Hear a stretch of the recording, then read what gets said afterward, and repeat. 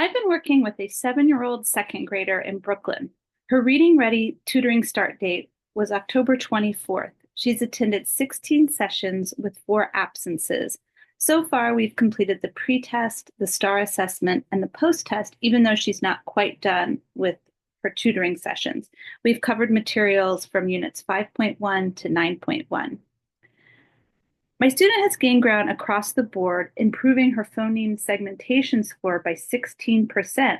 She went from 25 sounds correct in the pretest to 29 sounds correct in the post-test. I attribute her gains in phoneme segmentation to the sound practice we do at the beginning of each session, especially the phoneme segmenting and blending activities. She's also shown marked improvement in the adding, deleting, substituting sounds activities.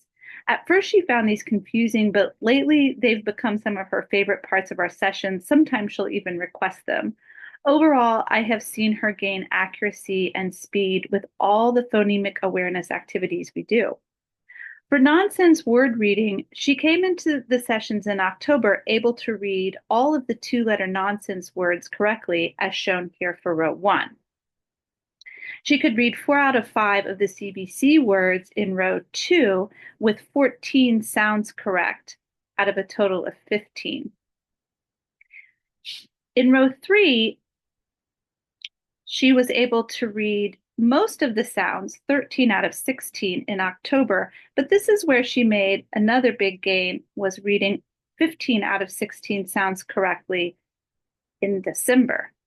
I think it's important to note that for her post-test, the one word she misread was mibe, which she read as mide. In other words, she understood the bossy E, but she had transposed the B to a D.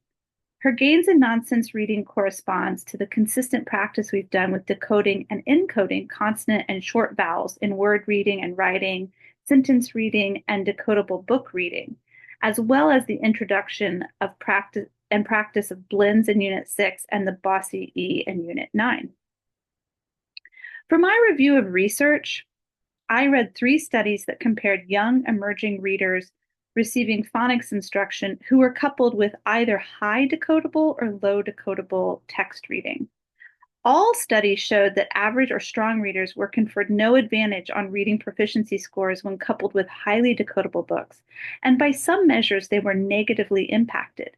However, and more importantly, 2 of the studies showed that struggling first grade students were afforded some advantage, or at least no disadvantage, from using decodable text as part of their reading instruction when coupled with an aligned phonics curriculum.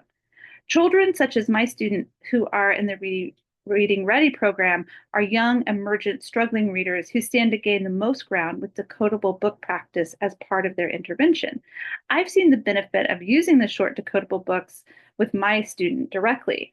Practicing the decoding skills in a controlled text has given her confidence to tackle more complex texts over time.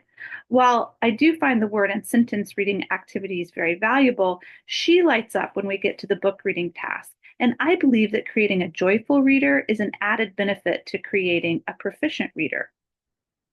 Now, in our 10th session, my student was finally given a whiteboard and a dry erase marker. This was a game changer. By our 12th session, something significantly shifted for her.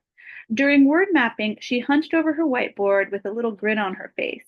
The word I had given her was sleep, but instead of using the sound boxes, she wrote a full sentence. I can see you sleep. She was thrilled to show me her whiteboard. The gradual release of responsibility from word writing to sentence writing was happening organically, and it was self-directed by my student once she was given the skills and the tools that she needed. This has coincided with a jump in her reading ability. She's begun to more quickly and effortlessly blend words as she reads sentences and decodable text. The more she reads, the better she spells, the better she spells, the more she wants to write, the more she writes, the better she reads, etc. In other words, what I'm witnessing firsthand is that beautiful integration of skills that reinforce one another to create fluency in an emerging reader.